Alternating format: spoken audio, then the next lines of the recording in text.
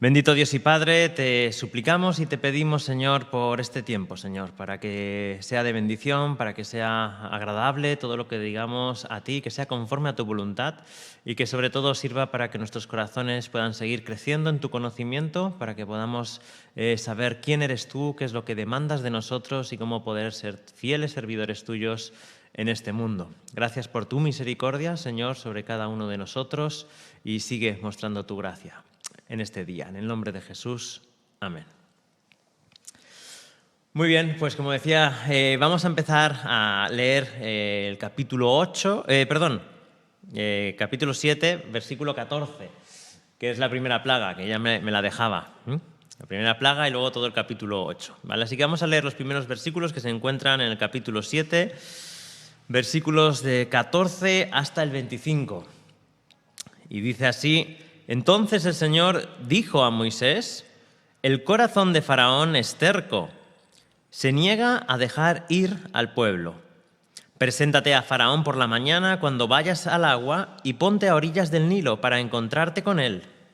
Y toma en tu mano la vara que se convirtió en serpiente. Y dile: el Señor, el Dios de los hebreos, me ha enviado a ti, diciendo: deja ir a mi pueblo para que me sirva en el desierto. Mas he aquí, hasta ahora no has escuchado. Así dice el Señor: en esto conocerás que yo soy el Señor. He aquí, yo golpearé con la vara que está en mi mano las aguas que están en el Nilo, y se convertirán en sangre. Y los peces que hay en el Nilo morirán, y el río se corromperá, y los egipcios tendrán asco de beber el agua del Nilo. Y el Señor dijo a Moisés: di a Aarón: toma tu vara y extiende tu mano sobre las aguas de Egipto, sobre sus ríos, sobre sus arroyos, sobre sus estanques y sobre todos sus depósitos de agua, para que se conviertan en sangre. Y habrá sangre por toda la tierra de Egipto, tanto en las vasijas de madera como en las de piedra. Así lo hicieron Moisés y Aarón, tal como el Señor les había ordenado, y alzó Aarón la vara y golpeó las aguas que había en el Nilo ante los ojos de Faraón y de sus siervos, y todas las aguas que había en el Nilo se convirtieron en sangre. Y los peces que había en el Nilo murieron, y el río se corrompió de manera que los egipcios no podrían beber agua del Nilo. Y había sangre por toda la tierra de Egipto. Pero los magos de Egipto hicieron lo mismo con sus encantamientos, y el corazón de Faraón se endureció, y no los escuchó tal como el Señor había dicho. Entonces se volvió Faraón y entró en su casa, sin hacer caso tampoco de esto. Y todos los egipcios cavaron en los alrededores del Nilo en busca del agua para beber, porque no podían beber de las aguas del Nilo. Y pasaron 7 días después de que el Señor hirió al Nilo. Hasta aquí la primera plaga. Entramos en la descripción en estos capítulos que estuvimos viendo el prólogo el pasado día. Viendo en estos capítulos, una de las cosas que hace el Señor, que es en capítulo 12, versículo 12, como habíamos dicho en la última ocasión, que es establecer juicio sobre los dioses de Egipto. Esta es una de las particularidades. Sí, se está grabando. Gracias, Yolanda. Se está grabando en... allí. Esta es una de las particularidades o algo de lo que encontramos del propósito que tiene Dios con estas plagas, y es demostrar su poder sobre los dioses de Egipto, ¿no?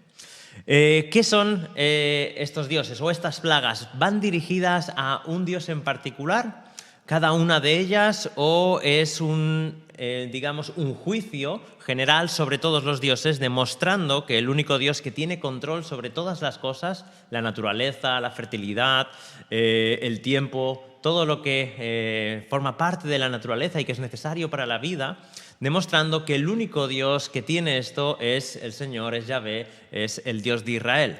O, como algunos proponen o intentan dilucidar, sobre cada una de las plagas, ¿qué Dios hay detrás?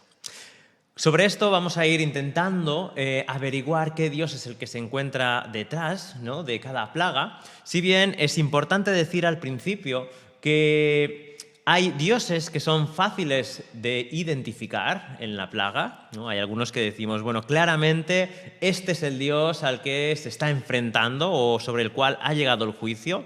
Sin embargo, no podemos decir lo mismo de todas las plagas y hay muchas más dudas en algunas de ellas para identificar en concreto contra qué dios de Egipto va. Así que es tanto unos juicios generalizados, es algo específico sobre cada uno de nosotros. Bueno, hay un poco de debate abierto. Yo creo que al menos lo que podrían entender los egipcios, y lo iremos viendo plaga por plaga, es que hay algunos claramente que son atacados. Si bien los otros serán más difíciles de meternos en la piel de un egipcio y pensar cómo podrían identificar a ese dios, hay algunos que no cabe duda. Y por lo menos hemos de decir que esta primera plaga que acabamos de leer, ahora veremos que tiene una identificación bastante obvia, cualquier habitante de Egipto pues podría comprender que el río se convirtiese en sangre tenía que ver con uno de sus dioses, que ahora veremos que es el dios Hapi, ¿vale? No de felicidad en inglés, ¿vale? sino en egipcio, ¿vale? Muy bien, así que una de las cuestiones de las plagas tiene que ver con ejecutar un juicio, demostrar el poder supremo de Dios sobre las creencias de los dioses de Egipto. Otra de las particularidades que ya hemos hablado en distintas ocasiones es que estos ataques o estos milagros tienen que ver también con el propósito de manifestar el poder del Señor y que tanto los egipcios como el pueblo de Israel conozcan que Él es Dios. Darse a conocer cómo es Dios, quién es el Señor, ¿no? Pregunta Faraón en capítulo 5, versículo 1, ¿no? ¿Quién es este Señor? Bueno, pues la ejecución de cada plaga va a manifestar el poder soberano de Dios sobre varios elementos y esto va a hacer que los egipcios lo conozcan, los israelitas lo conozcan mejor e incluso, como habíamos apuntado, cuando lleguen a la tierra de Canaán se van a encontrar en Jericó que los de Jericó también saben quién es el Señor por lo que ha sucedido en Egipto. Y otra de las cosas que también hemos mencionado y que recordamos también en esta sesión antes de ver las plagas es que Dios también tiene trato con los humanos y también tiene trato con Faraón y con los egipcios. Y vamos a ver cómo aún hay un llamado al arrepentimiento, al dejar ir, en este sentido, a la obediencia a la palabra de Dios de parte del Señor a Faraón y sus siervos, ¿no? Hay tres plagas que vamos a ver. El primero, agua en sangre, esta que acabamos de leer. Hay tres plagas que comienzan como esta, en el versículo 15, preséntate a Faraón por la mañana cuando vayas al agua. Así que tenemos un contexto geográfico, el agua, y tenemos un contexto temporal, ¿no? Por la mañana. Tenemos tres plagas que se refieren a la mañana. Es esta primera plaga. Tenemos también la cuarta plaga, que se relata en 8:20, y esa cuarta plaga también es en el agua. También tiene que ir a encontrar a Faraón al agua. Y por último, la séptima plaga, 1, 4 y 7, es por la mañana, pero no tiene el contexto del agua, ¿no? Vamos a ver que hay ciertas repeticiones, ¿no?, en las plagas que bueno, pues están ahí, son interesantes hacerlas notar, ¿no? No se dice el motivo por el cual Faraón estaba en el agua. Si os acordáis, esta escena nos recuerda a la hija de Faraón que estaba en el agua también cuando encuentra a Faraón en la cesta, ¿no? Y tampoco se nos dice qué estaba haciendo. Se supone pues que un baño matinal, podemos suponer que Faraón se estaba bañando, podemos suponer, o otra posibilidad es que Faraón también estuviese haciendo algún tipo de rito, algún tipo de adoración a algún dios por medio de un rito en el Nilo, o incluso simplemente sea una cuestión de comprobación de los niveles del Nilo, ¿no? A ver cuánto ha subido, a ver cuánto ha bajado, ¿no? A ver cómo está el Nilo por toda esta zona, ¿no? Hacer un chequeo. Bueno, esto la Biblia no lo responde, ¿vale? Pero puede ser una de estas de las particularidades, ¿no? Vale, ¿por qué esta plaga? Bueno, pues esta plaga es un ataque directo al mantenimiento y sostén de Egipto, Como si recordáis, Egipto no depende de las lluvias, no es como la tierra de Canaán, que depende de las lluvias tempranas y las lluvias tardías, las lluvias de otoño y las lluvias de primavera. Egipto no depende de las lluvias, aunque toda lluvia es bienvenida, pero es escasa. Sin embargo, depende del ciclo anual del Nilo, en el cual, procedente de las montañas que están más al sur, venían los deshielos y el agua y arrastraba una gran masa de sedimentos y de tierra y una gran cantidad de agua, inundaba pues toda la zona limítrofe y pues todos esos sedimentos, esos minerales enriquecían la tierra y la hacían cultivable, ¿no? Así que lo que dependía, la alimentación, el sostén, la riqueza de Egipto, y es por eso que se convierte en más de una ocasión en la antigüedad en el granero del mundo, ¿no? Porque aunque había sequía en otros lugares, ellos seguían teniendo normalmente este ciclo de agua garantizado. Sí que había alguna vez que se nos narra, o hay textos encontrados donde se narran de la escasez, ¿no?, de agua también en el Nilo, pero era mucho más regular, ¿no? Se podía fiar uno mucho más de estos ciclos periódicos. Así que todas las cosechas dependían de este río y además, pues evidentemente la cantidad de peces que había servía de alimento para pues los egipcios también, ¿no? Así que no es difícil imaginar la importancia que tiene para los egipcios el río Nilo. Y tampoco es difícil imaginar cómo habían llegado a pensar o a comprender que verdaderamente ese río era un dios, ¿no? Y ese dios era el dios Hapi. El dios Hapi era el dios de la inundación del río Nilo, ¿no? Para ser más concreto, no solo del río Nilo, sino de la inundación, ¿no? Porque era precisamente esa inundación la que daba vida, ¿no? Y se entendía pues, que la plenitud, ¿no?, la fertilidad del río dependían de esas inundaciones, ¿no? Así que este benefactor supremo era conocido como Hapi y lo adoraban como tal, ¿no? Como esta era la realidad de los egipcios, esta primera plaga representa un ataque directo a su benefactor, aquel de cual dependía el sustento y la comida.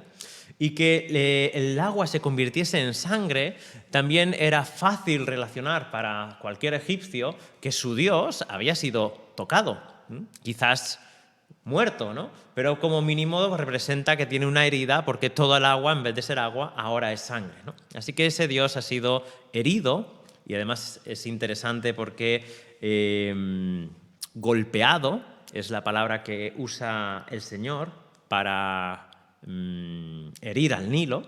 Y esta palabra golpeado sale hasta en 3 ocasiones, ¿no? Versículo 17 dice: en esto conocerás que yo soy el Señor, he aquí yo golpearé con la vara que está en mi mano las aguas que están en el Nilo, ¿vale?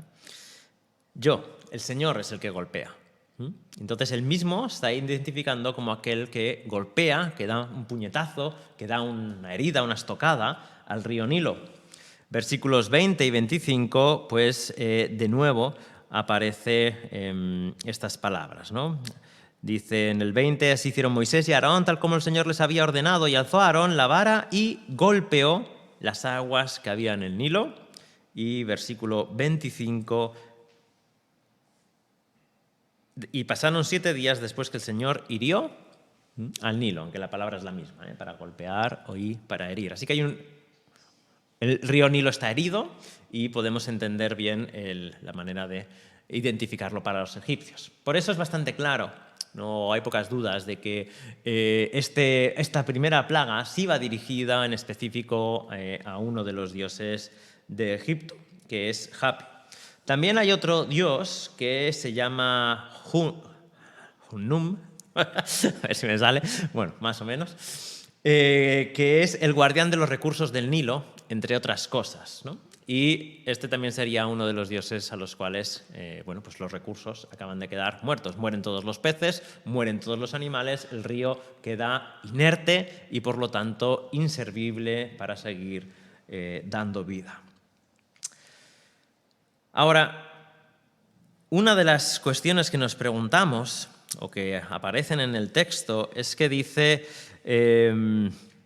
versículo 9, toma tu vara y extiende tu mano sobre las aguas de Egipto, sobre sus ríos, sobre sus arroyos, sobre sus estanques y sobre todos sus depósitos de agua para que se conviertan en sangre. Y habrá sangre por toda la tierra de Egipto, tanto en las vasijas de madera como en las de piedra. Entonces surge la pregunta, ¿no? ¿Cómo hay que entender este todo? Sobre todas las aguas del Nilo.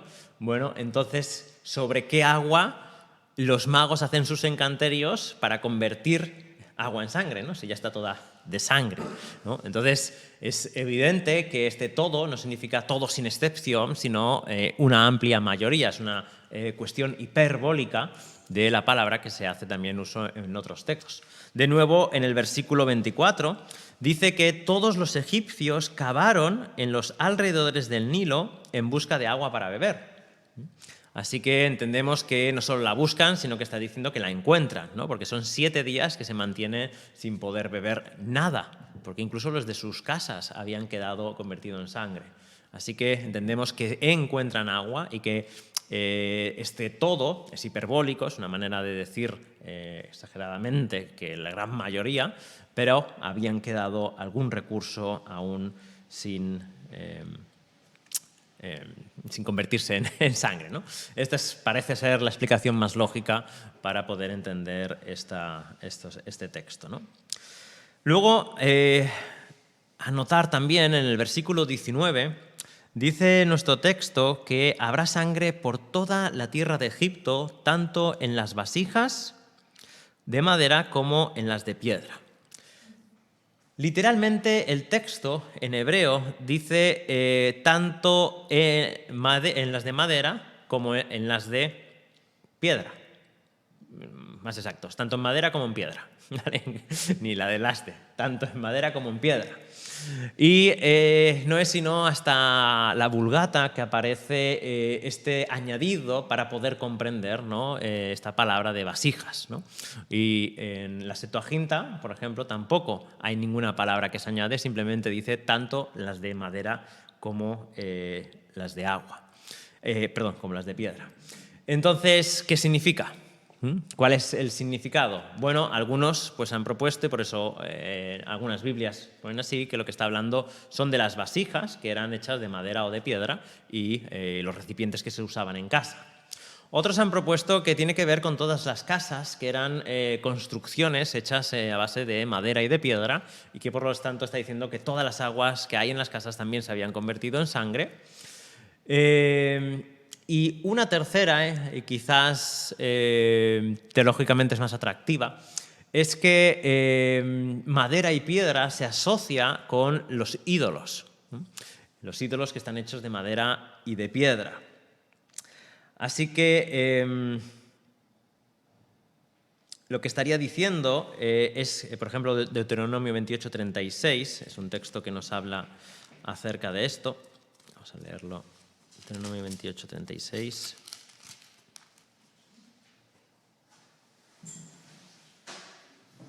El Señor te llevará a ti y a tu rey, al que hayas puesto sobre ti, a una nación que ni tú ni tus padres habéis conocido, y allí servirás a otros dioses de madera y de piedra.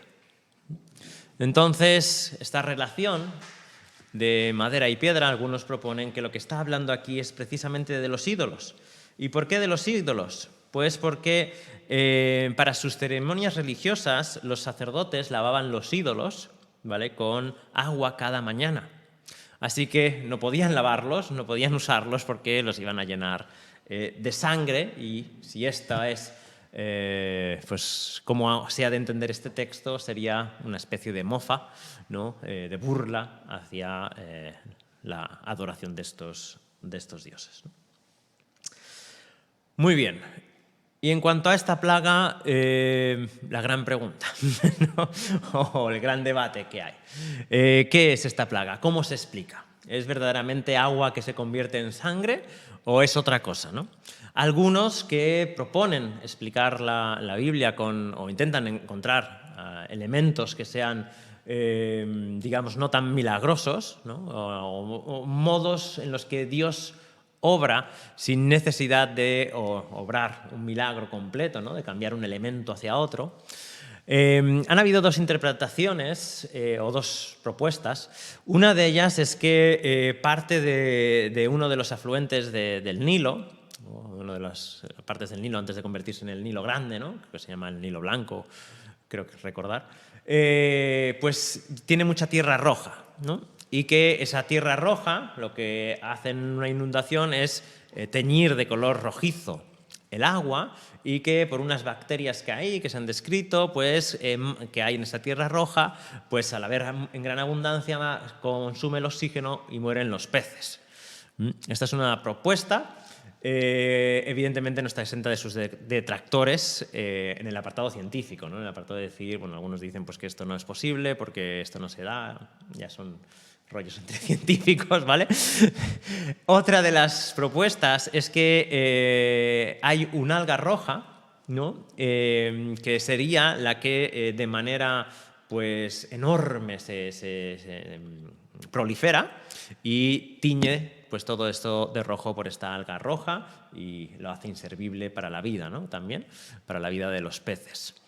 De nuevo, pues esto también tiene sus detractores porque dicen que el alga roja no, en esa parte del Nilo no puede estar porque solo es el alga azul, así que bueno, esto entramos en estos temas. Sin embargo, yo os voy a proponer, o al menos lo que a mí más me convence, es no explicar esto de esta manera, aunque podría ser, y podría ser Dios obrando así, pero comprenderlo verdaderamente como un cambio, como una transformación de un elemento en otro elemento, ¿no? Evidentemente Dios haciendo uso y acto de presencia en este mundo para hacer la transformación de algo que necesita su toque especial. ¿Por qué? Porque esta es evidentemente el milagro, la explicación que mejor explica el texto. El texto nos dice que no solo el Nilo, sino vasijas, ¿no? Y cómo llegaron las algas o la tierra rojiza a las vasijas o a lo que había en casa, ¿no? Eso solo se puede explicar si ocurre al mismo tiempo. No si las personas han ido, ¿qué han hecho con ese agua? La han tirado y han ido a coger un agua roja, ¿no? Este hecho no explicaría bien esta circunstancia. Evidentemente hay otro tema que es el tema de las señales y de los milagros, es decir, que Dios se está manifestando para darse a conocer, ¿no? Y en la medida de lo posible, a no ser que haya una explicación lógica detrás y perfectamente comprensible que da a conocer al Señor, debemos mantener aquellas cosas que manifiestan de una manera clara que Dios está detrás de esto, ¿no? Si decimos que han sido unas algas que de repente han crecido, bueno, pues pueden pensar que esto es una casualidad, ¿no? Bueno, pues no es una casualidad, dirían algunos, porque justo cuando golpea la mano, ¿no? Pues Dios hace crecer esas algas de manera milagrosa. Bueno, podría ser, pero nos enfrentaríamos con otro dilema, ¿no? Que las aguas no parecen como sangre, sino que dicen que son sangre, ¿no? No es que dijesen, no, es que parecían sangre, tenían un color similar, podía recordar, ¿no? Sino que dice precisamente que eran sangre, ¿no? ¿Tiene problemas Dios para convertir un líquido en otro? Pues creo que no, ¿no? Creo que la respuesta aquí es obvia. Y además tenemos a nuestro Señor Jesucristo, que hizo exactamente lo mismo en las bodas de Canaán, ¿no? ¿Os acordáis en Juan capítulo 7, versículos de 7 al 9, cómo el Señor Jesucristo convierte otro líquido en otro líquido, que es convertir el agua en vino? Y cómo al hacerlo se está manifestando como soberano Señor de los elementos de la naturaleza, lo mismo que conecta con esta misma plaga. Y es interesante que viene Jesús en un sentido a dar credibilidad al efecto milagroso de la primera plaga, ¿no? Porque ¿cómo explicamos la segunda? ¿No? ¿Cómo explicamos la obra de Jesús?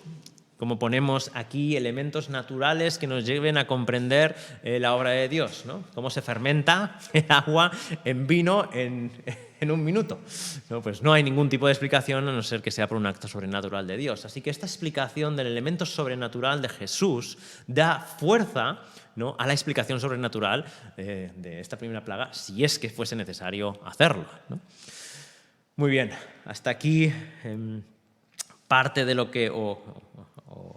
lo que quería compartiros de esta primera plaga y hablaros o recordar esto, ¿no? Es una de las plagas que se nos recuerda el tiempo, ¿no? De las pocas plagas que se nos recuerda el tiempo de duración, ¿no? 7 días, ¿no? Una semana completa pues sufriendo esta plaga, así que no es algo momentáneo, no es un minuto, lo tienen bien presente.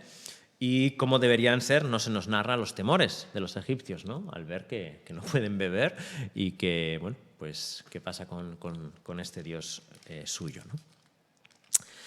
Muy bien, continuamos con la segunda plaga, ¿vale? Y vamos a leer ahora la sección que va del capítulo 8, versículo 1 al versículo 15. Dice, entonces el Señor dijo a Moisés, ve a Faraón y dile, así dice el Señor, deja ir a mi pueblo para que me sirva. Pero si te niegas a dejarlos ir, he aquí heriré todo tu territorio con ranas. Y el Nilo se llenará de ranas, que subirán y entrarán en tu casa, en tu alcoba y sobre tu cama, y en las casas de tus siervos, y en tu pueblo, en tus hornos y en tus artesas. Y subirán las ranas sobre ti, sobre tu pueblo y sobre todos tus siervos. Dijo además el Señor a Moisés, di a Aarón, extiende tu mano con tu vara sobre los ríos, sobre los arroyos y sobre los estanques, y haz que suban ranas sobre la tierra de Egipto. Y extendió Aarón su mano sobre las aguas de Egipto, y las ranas subieron y cubrieron la tierra de Egipto. Y los magos hicieron lo mismo con sus encantamientos e hicieron subir ranas sobre la tierra de Egipto. Entonces Faraón llamó a Moisés y a Aarón y dijo, rogad al Señor para que quite las ranas de mí y de mi pueblo, y yo dejaré ir al pueblo para que ofrezca sacrificios al Señor. Y Moisés dijo a Faraón, dígnate decirme cuándo he de rogar por ti, por tus siervos y por tu pueblo, para que las ranas sean quitadas de ti y de tus casas y queden solamente en el río. Y él respondió, mañana. Entonces Moisés dijo, sea conforme a tu palabra para que sepas que no hay nadie como el Señor nuestro Dios. Y las ranas se alejarán de ti, de tus casas, de tus siervos y de tu pueblo. Solo quedarán en el Nilo. Entonces Moisés y Aarón salieron de la presencia de Faraón y Moisés clamó al Señor acerca de las ranas que le había puesto sobre Faraón. Y el Señor hizo conforme a la palabra de Moisés. Y murieron las ranas de las casas, de los patios y de los campos, y las juntaron en montones y la tierra se corrompió. Pero al ver Faraón que había alivio, endureció su corazón y no los escuchó, tal como el Señor había dicho. En esta ocasión el Señor envía a Moisés, ¿no?, a Faraón con la frase simplemente ve a Faraón. En esta ocasión no se nos dice ni si era de la mañana, si estaba en el río, simplemente dice ve a Faraón, por lo tanto entendemos que donde Faraón está es en palacio, es en su casa, ¿no?, donde él gobierna, y es ahí donde se dirige Moisés y también a Aarón, ¿no? De esta forma comienzan otras 3 plagas, ¿no? Si antes hemos dicho que la primera, la cuarta y la séptima empezaban con el tiempo por la mañana y 2 de ellas en el río, 3 de ellas, de estas plagas, empiezan simplemente con ve a Faraón, que son esta, la segunda, la quinta, ¿vale?, del 9.1, y la octava. Así que más o menos es fácil de recordar, 1, 4 y 7, ¿no?, 2, 5 y 8, cada 3, ¿vale? Pues tienen su propio lugar geográfico o su escenario, ¿no? Ahora es interesante notar el versículo 2, ¿no?, cuando dice, pero si te niegas a dejarlos ir, he aquí heriré todo tu territorio con ranas. Habíamos comentado ya en la última sesión que habíamos hablado del endurecimiento del corazón de Faraón, ¿no?, y cómo esto se relacionaba con su propia capacidad de decidir y con la soberanía del Señor, ¿no? Encontramos que en esta frase denota de nuevo el libre albedrío, el ejercicio de la voluntad de Faraón que Dios le concede. Le está diciendo, deja ir, obedéceme, y dice, si te niegas, confiriéndole la posibilidad de no negarse. Y, por lo tanto, si no se niega, a ahorrarse todo el sufrimiento, en este caso, al menos en su conocimiento de las ranas. No sabía todo aún lo que iba a venir detrás, ¿no? Pero si hubiese cedido, ¿no?, si hubiese reconocido ya con la primera plaga que el Señor es Dios y que los tenía que dejar ir, pues evidentemente se habría ahorrado él y todo su pueblo un gran sufrimiento. Pero lejos, muy lejos de su pensamiento, del pensamiento de Faraón, está reconocer a un Dios por encima de él. Antes que eso los va a aplastar, ¿no? Que es lo que suele hacer, ¿no? Intentar destruir a todos sus enemigos y ni mucho menos concederles ningún tipo de favor a aquellos que se levantan contra él, ¿no? Tristemente, pues no es así y será juzgado por sus acciones, como vamos a ir viendo en esta narrativa. Recordar que el asunto de rechazar la palabra de Dios es un asunto muy serio y que es algo que hay que tener con suma importancia sobre nuestras vidas. Esto es parte de la enseñanza central de las plagas, que desobedecer a Dios trae juicio sobre la vida del que desobedece y, sin embargo, obedecer a Dios trae vida, trae redención y trae protección a la vida de aquel que obedece la palabra del Señor. Este asunto es absolutamente vital. Dice Hebreos capítulo 12, versículo 25, «Mirad que no rechacéis al que habla, porque si aquellos no escaparon cuando rechazaron al que los amonestó sobre la tierra, mucho menos escaparemos nosotros si nos apartamos de aquel que nos amonesta desde el cielo». Porque también para nosotros, los que somos su pueblo, Dios nos amonesta desde el cielo cuando toca hacerlo, cuando nos estamos desviando, cuando estamos prefiriendo caminar en los caminos de maldad que en los caminos de santidad, cuando es necesario que sobre nuestras vidas haya una reconducción, una reconversión, una nueva dirección en los caminos del Señor. Y gracias a Dios por las amonestaciones que recibimos del cielo. El mismo autor a los Hebreos nos recuerda que gracias a Dios por la disciplina, porque sin ella no seríamos verdaderamente hijos. Y es necesario sobre nosotros recibir tanto las promesas del Señor, las bendiciones del Señor, las palabras de amor del Señor, como las palabras de exhortación del Señor, de disciplina y de seria advertencia de las consecuencias terribles que tiene para nuestras vidas desobedecer al Señor. Y esto tanto en un sentido amplio, en el sentido de rechazar el Evangelio, en el sentido de rechazar la voz del Señor y apartarnos de la fe y darle las espaldas al Señor, como en el sentido práctico de la vida cristiana. ¿Cuántos de nosotros rechazamos la voz del Señor en algún aspecto de nuestra vida?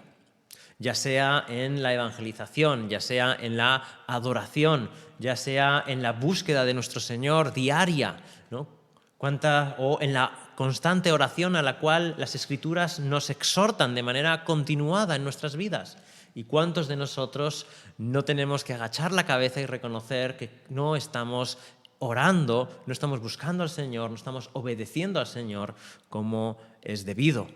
Así que esa voz del Señor hemos de tenerla en consideración, que no es otra cosa que lo que dice Proverbios de el temor del Señor, es el principio de sabiduría. Temerle a Él, tenerle en cuenta porque es Dios, porque es soberano, porque es Rey, porque ejecuta juicios, porque es el Señor de gracia, porque fuera de Él no hay salvación. Y por lo tanto rechazarle a Él es colocarnos fuera del lugar de bendición.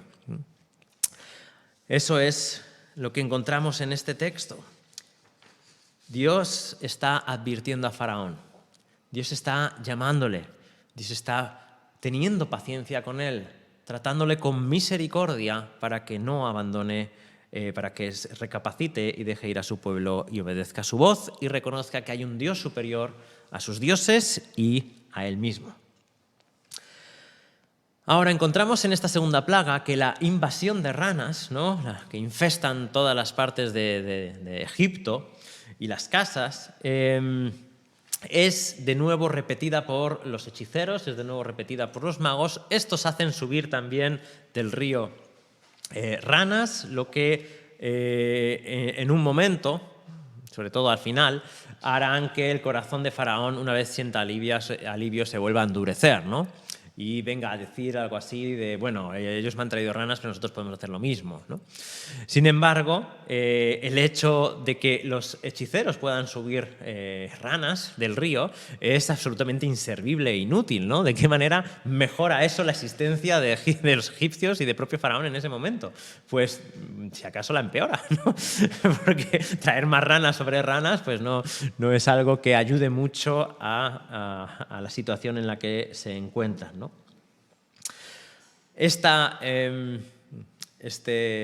plaga hace o manifiesta de manera palpable que Dios es soberano y que el único que puede quitar las plagas de la tierra es precisamente el Señor. Y esto es lo que acaba reconociendo con los dientes, podríamos decir, crujiendo de rabia, ¿no?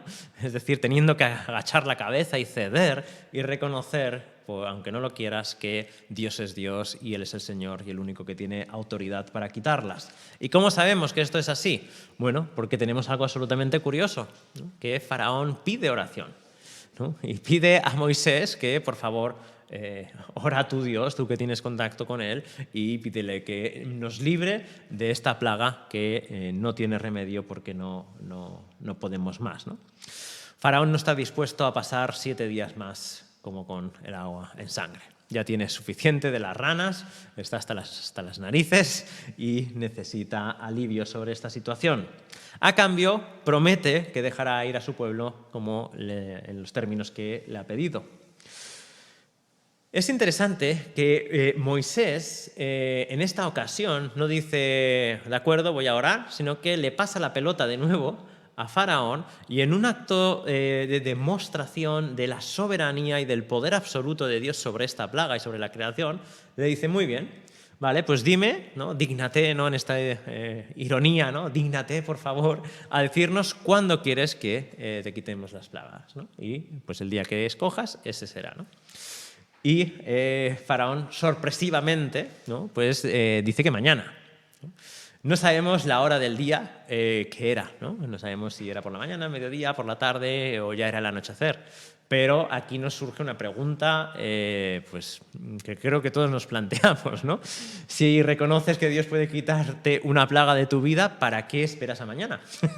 ¿No? ¿Quién quiere pasar una noche más con ranas, ¿no? Y que te pasen por la cara y que no te dejen dormir cuando puedes ya dormir plácidamente en tu cama sin ranas, ¿no? Es alguna cuestión de cerrazón, ¿no? de dureza de corazón, de obstinación. Es porque piensa que pues, solo un día nuevo pues, puede traer una luz nueva, ¿no? Y que pues, está condenado hasta el día siguiente o que los dioses actúan por días. No sabemos el por qué, ¿no? Pero es absolutamente sorpresivo. Yo creo que cualquiera de nosotros hubiese dicho, pues ahora mismo me viene bien, ¿no? Creo que es un buen momento, ¿no? No tengo nada mejor que hacer que se vayan las ranas, así que por favor, pues que sea ahora, ¿no? No es esto lo que hallamos, ¿no? Y además esto da pie pues, a manifestar la soberanía de Dios, ¿no? Porque precisamente Moisés sale, ora y al día siguiente ya no hay ranas, todas mueren y se corrompe la tierra, ¿no? Algunos apuntan que esto podría ser un atraque contra un dios egipcio que tenía la cabeza de rana, ¿no? Muchos de los dioses egipcios eran cuerpos de hombre, luego al final os pongo algunas imágenes. Eran representados como un ser humano normal y la cabeza era la cabeza pues, de un animal, ¿no? Este es el dios Heket, ¿vale? O Hejet, depende de la traducción, y se asocia con el dios de la fertilidad, pues tenía la cabeza de una rana y entre otras cosas pues era el dios de la fertilidad, ¿no? Aunque en este caso, es lo que comentábamos al principio, no está tan claro el hecho de que los egipcios hayan podido relacionar que hayan una me sale la palabra. Pues una inundación de ranas, ¿no? Una saturación de ranas con el dios egipcio de las ranas, y este representa la fertilidad, ¿no? Es que hayan tantas que está hablando de la fertilidad, ¿no? Podría ser este el tipo de de simbolismo por el que podrían estar comprendiendo esto, y que cuando Dios quiere, pues la fertilidad muere y desaparece, ¿no? y mueren. Bueno, quizás es una relación un poquito más difícil de establecer, ¿no?, que la más obvia que acabamos de ver a primera vista, ¿no?, con el río Nilo herido por Dios y sangrando, ¿no? Quizás esta es un poquito más difícil de ver. Podría ser este el Dios que está. Si esto es así, pues Dios se está manifestando que es soberano sobre los animales, sobre las criaturas, está manifestando que es soberano sobre el tiempo, ¿no? Él decide cuándo marchan y cuándo no. Además, él estaría manifestando que él es el Dios de la fertilidad y de la proliferación en todos los términos, ¿no?, de los animales. Muy bien, entramos en la tercera plaga. 3 versículos del 16 al 19. Esta es muy escueta. Dice el versículo 16: Entonces el Señor dijo a Moisés: Di a Aarón, extiende tu vara y golpea el polvo de la tierra para que se convierta en piojos por toda la tierra de Egipto. Y así lo hicieron, y Aarón extendió su mano con su vara y golpeó el polvo de la tierra, y hubo piojos en hombres y animales. Todo el polvo de la tierra se convirtió en piojos por todo el país de Egipto. Y los magos trataron de producir piojos con sus encantamientos, pero no pudieron. Hubo pues piojos en hombres y animales. Entonces los magos dijeron a Faraón: Este es el dedo de Dios. Pero el corazón de Faraón se endureció y no escuchó tal como el Señor había dicho.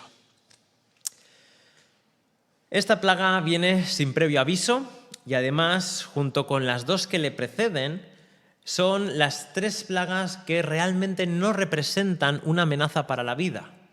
A partir de ya de la siguiente van a ser plagas más serias, plagas que la vida es amenazada, pero digamos que estas 3 primeras son plagas que, comparadas con el resto, son más livianas, ¿no?, en gravedad, ¿no?, en consecuencias para la vida de los seres humanos y de los animales, ¿no?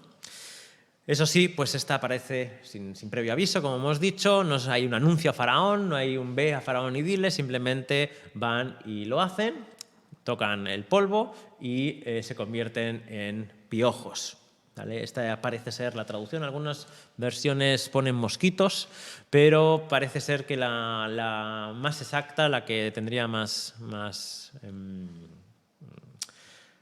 sería la más comprensible y la cual abogan la mayoría de comentaristas, es precisamente piojos. Mosquitos y todo tipo de moscas entrarán en la siguiente, en enjambres, ¿no? Y esta se entiende que son piojos. De nuevo hay un énfasis en la vara. En la primera había la vara que toca el río, la segunda extiende sobre el río para que suban, la tercera pues la vara sobre el polvo. Esta se convierte en piojos, y de nuevo los hechiceros tratan de imitar con sus encanterios esta plaga y quedan absolutamente defraudados, ¿no? Dice, los magos trataron de producir piojos con sus encantamientos, pero no pudieron. Y nos recuerda, al menos en parte, a el encuentro de Elías, el varón de Dios, con los sacerdotes de Baal, y cómo Elías pues se lo pasa la mar de divertido, ¿no? Mientras los sacerdotes de Baal van dando vueltas y se va riendo de ellos y diciendo, bueno, pues gritar más alto, que a lo mejor está dormido, ¿no? Y bueno, pues una burla, sabiendo que el único Dios vivo y verdadero es el Dios de Israel, ¿no? Y esto es lo que parece que encontramos aquí, ¿no? De nuevo, cuando se trata ya de grandes cosas, el único Dios vivo y verdadero es el Dios de Israel, es Yahvé, es Jehová, y por lo tanto pues no pueden producir vida. Es interesante, ¿no?, que no pueden precisamente producir vida de lo inerte, ¿no?, de material absolutamente inerte, no pueden producir vida, y es necesaria la intervención de Dios para que esto sea una realidad. Es curioso que este mismo evento de los magos y de los hechiceros sigue siendo realidad para los hechiceros de hoy en día, para los científicos que intentan ver de dónde sale la vida y cómo se puede crear, ¿no? Y evidentemente la necesidad de la intervención divina para pasar de algo inerte a algo que tiene vida es absolutamente necesaria. La combinación de elementos químicos, por mucho que los combines y los estrujes y les des vueltas, no van a producir vida, ¿vale? Y por mucho que se intenta, pues no hay manera de saber cómo ha llegado la vida a existir, ¿no? Cómo pasa lo inerte a tener vida, ¿no?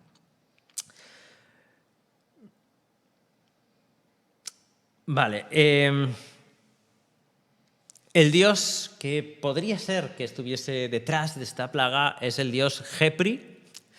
Jeprer, en otros, en inglés, es el escarabajo alado, este que tantas veces ha sido representado y que tanto se ha visto, es este dios. Este dios, entre otras cosas, es el que inicia el ciclo del sol. Y luego os pasaré una imagen como el escarabajo está empujando el sol, ¿no? Y precisamente pues por eso es el que inicia, ¿no? el sol matutino. Sabéis que el sol tiene diversos dioses, ¿no?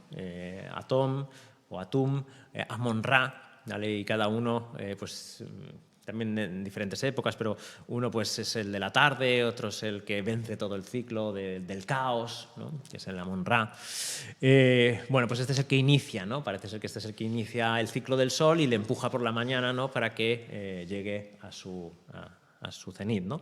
Esto también se asocia a la idea de la resurrección, ¿no? De hecho, la palabra significa en egipcio llegar a ser, ¿no? El que llega a existir, ¿no? Y por eso es el que da inicio y el que da vida o da resurrección, ¿no? Es el escarabajo volador y por eso algunos lo asocian con esto, ¿no? Dios da vida, Dios hace ser al polvo que no es nada, lo hace vida, porque Él es el Dios el creador, el que llama a las cosas que no son como si fuesen, ¿no? Y de lo que no existe, pues crea la vida, ¿no?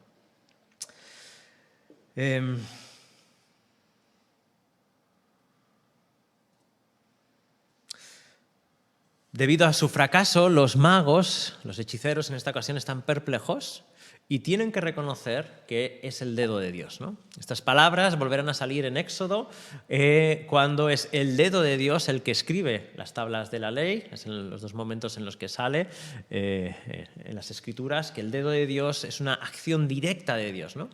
Incluso es más específica, si cabe, que la mano de Dios, ¿no? La mano de Dios es cuando Dios oprime o ejerce su poder y muchas veces es una mano de opresión, ¿no? Es el brazo del Señor salva, también la mano del Señor oprime, ¿no? Entonces la salvación y la opresión vienen por la mano, el brazo, la misma palabra yod en hebreo es para mano y para brazo. El dedo de Dios parece que tiene que ver con una acción directa al crear vida, al establecer la ley, ¿no?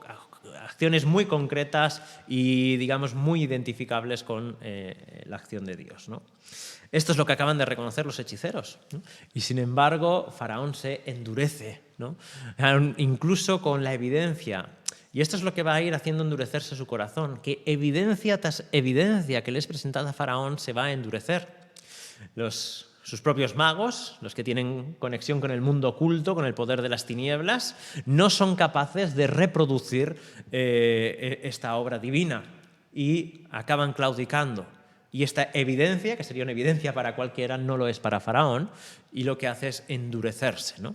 Porque hemos de recordar que ni siquiera las evidencias pueden acabar de convencer a una persona. Es una cuestión del corazón, es una cuestión de la voluntad, es una cuestión también moral, de someterse y de reconocer que Dios está por encima. Así que muchas veces una mera presentación de evidencias no convence a nadie de la fe.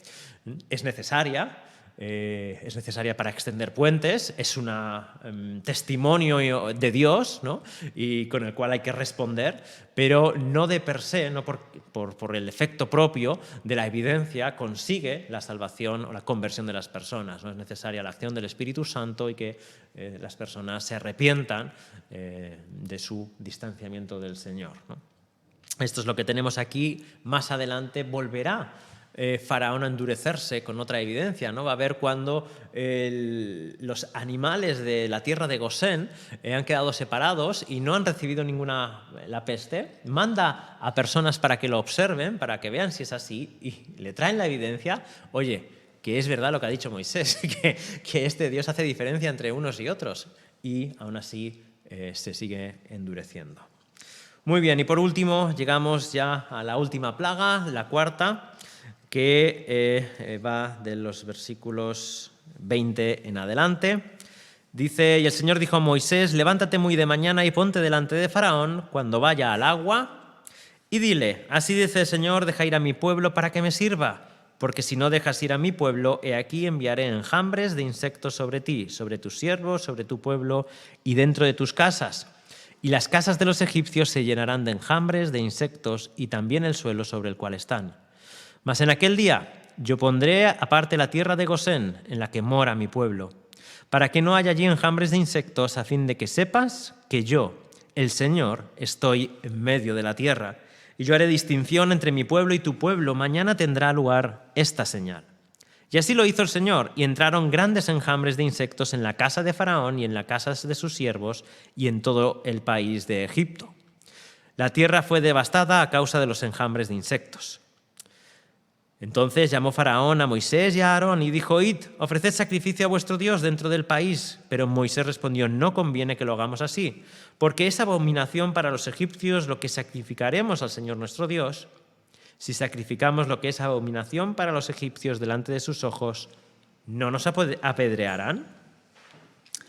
Andaremos una distancia de 3 días de camino en el desierto y ofreceremos sacrificio al Señor nuestro Dios, tal como Él nos manda. Y Faraón dijo, os dejaré ir para que ofrezcáis sacrificio al Señor vuestro Dios en el desierto, solo que no vayáis muy lejos. Orad por mí. Entonces dijo Moisés, he aquí voy a salir de tu presencia y rogaré al Señor que los enjambres de insectos se alejen mañana de Faraón, de sus siervos y de su pueblo, pero que Faraón no vuelva a obrar con engaño, no dejando ir a su pueblo, al pueblo a ofrecer sacrificios al Señor. Y salió Moisés de la presencia de Faraón y oró al Señor. Y el Señor hizo como Moisés le pidió y quitó los enjambres de insectos de Faraón, de sus siervos y de su pueblo. No quedó ni uno solo.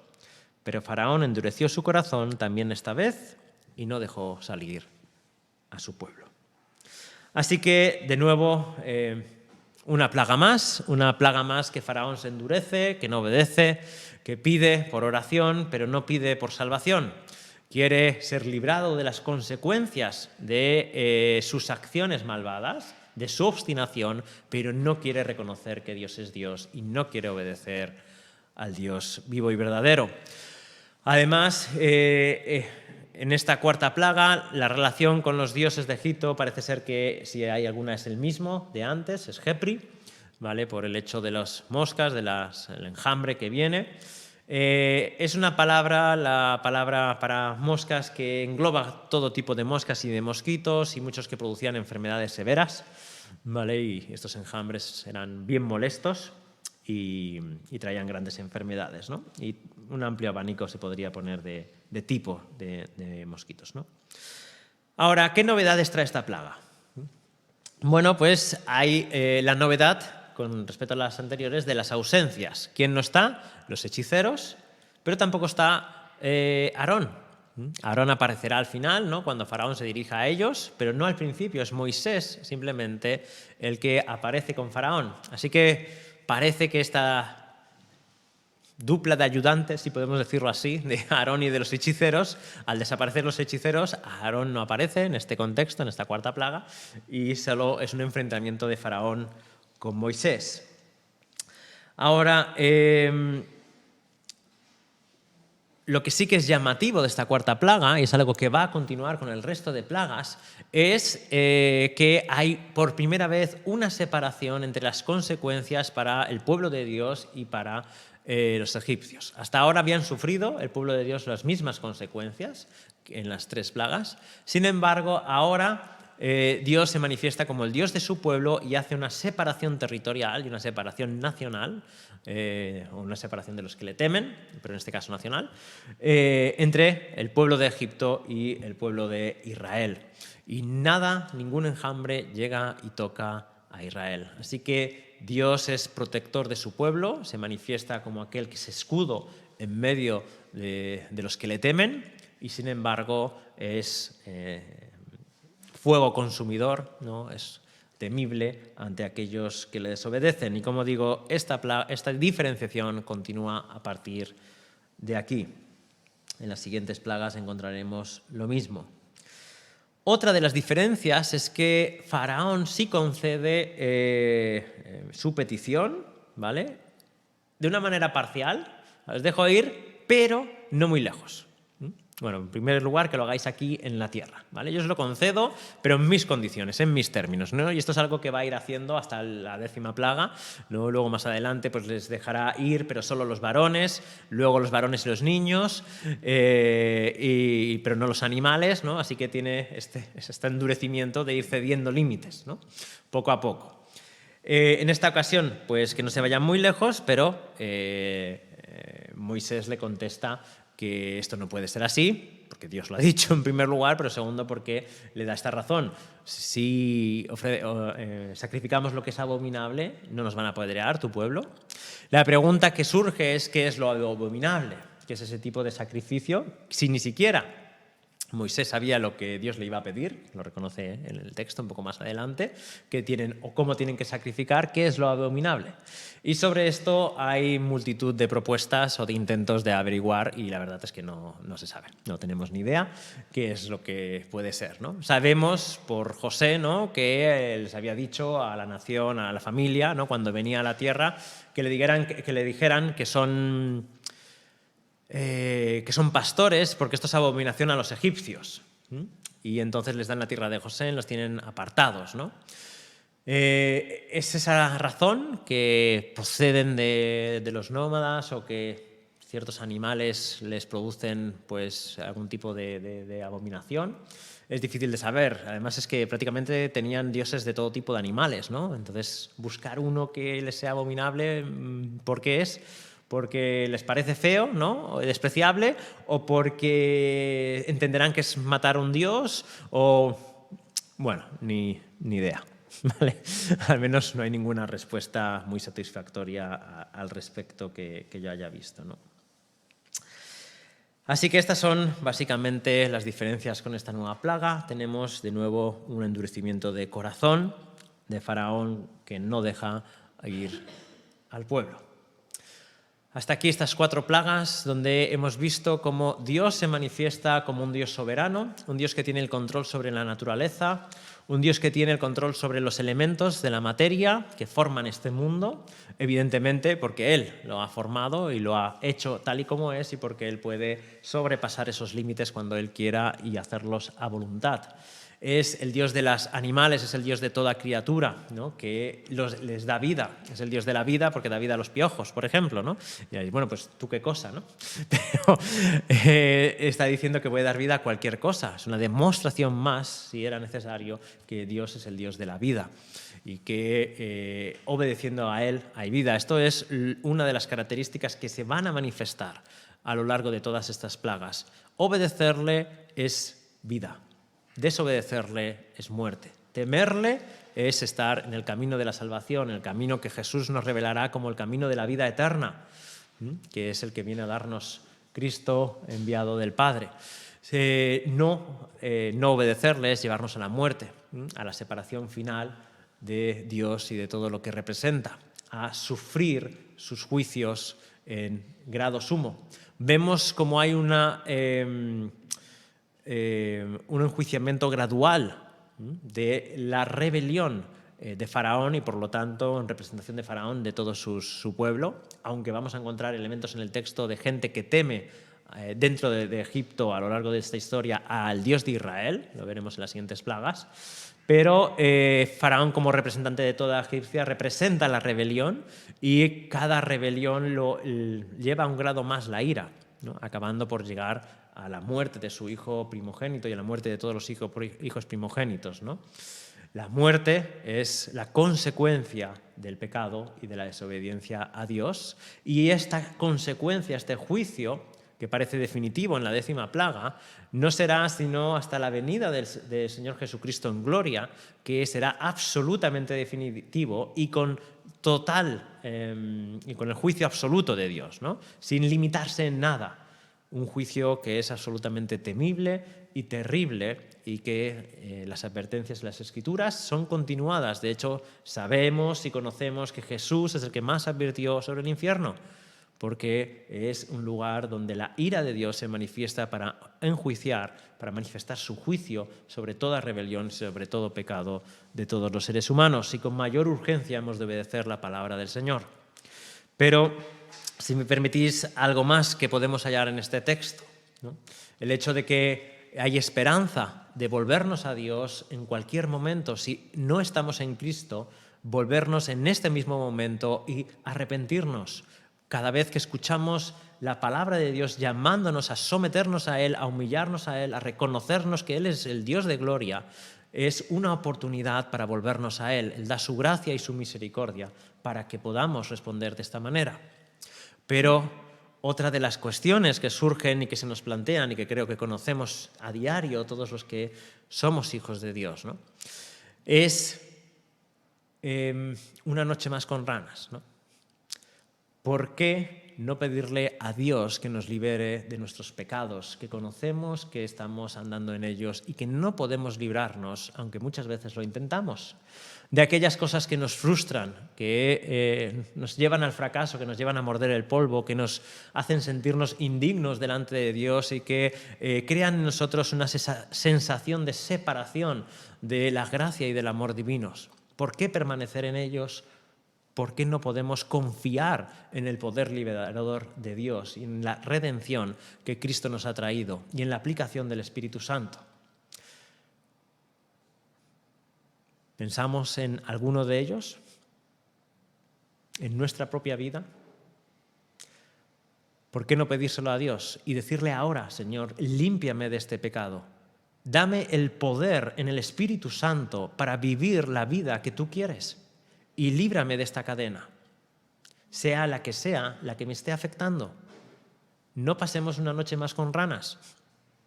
Si la liberación de Dios está tan cerca de nosotros y tan palpable, si es una realidad absoluta porque ha sido ganada en Cristo y ha sido atraído a nosotros por medio del Espíritu Santo, ¿por qué no pedirle hoy que nos libere?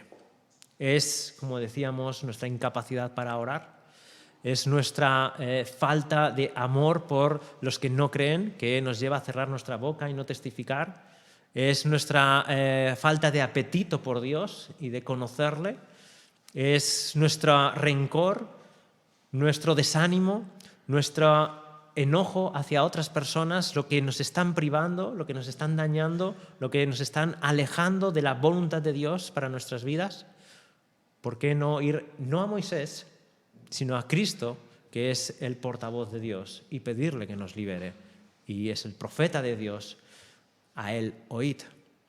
Y oigamos sus palabras de liberación y de perdón. Y si acaso recordemos una vez más que todo aquel que va a él haya descanso para el alma. ¿Estamos atribulados o atormentados en algo? ¿En nuestro futuro? ¿En nuestra salud? ¿En nuestra economía? ¿En qué cosas estamos batallando en estos momentos y nos están tentando para servir a otros ídolos, para vivir como el mundo, sujetos a temores, a miedos y al servicio de dioses que no son dioses y que no traen ninguna bendición? Que sea hoy el día de salvación. El día de salvación si no creemos en Dios, pero el día de salvación si creemos también en su poder liberador. Oremos. Bendito Dios y Padre, te damos las gracias porque en ti hay poder absoluto. Eres el Señor soberano, eres el Rey de Reyes y el Todopoderoso. Te damos las gracias porque esa autoridad que manifestaste en las plagas son la misma autoridad que Cristo Jesús ha dicho que Él tiene. Porque dice que toda autoridad me ha sido dada en el cielo y en la tierra. Así que, Señor Jesucristo, tú que tienes toda autoridad, que eres Señor y gobernador de todas las regiones y de todo este mundo, te pedimos a nosotros que nos liberes de los temores de seguirte con todo nuestro corazón, que nos ayudes a confiar en seguir en obediencia a ti a pesar de las veces que hemos fracasado, A pesar de los miedos de volver a fracasar, te pedimos, Señor, que nos des fortaleza, que nos hagas caminar sobre las aguas como lo hiciste con Pedro, superando los problemas, los miedos, los caos que nos estén afectando y que nos estén empequeñeciendo y haciendo que no caminemos como debemos caminar en esta vida, en tu compañía, en tu presencia, adorándote y mirándote a ti, que eres el libertador de todo. Te lo pedimos en el nombre de Jesús nuestro Señor. Amén.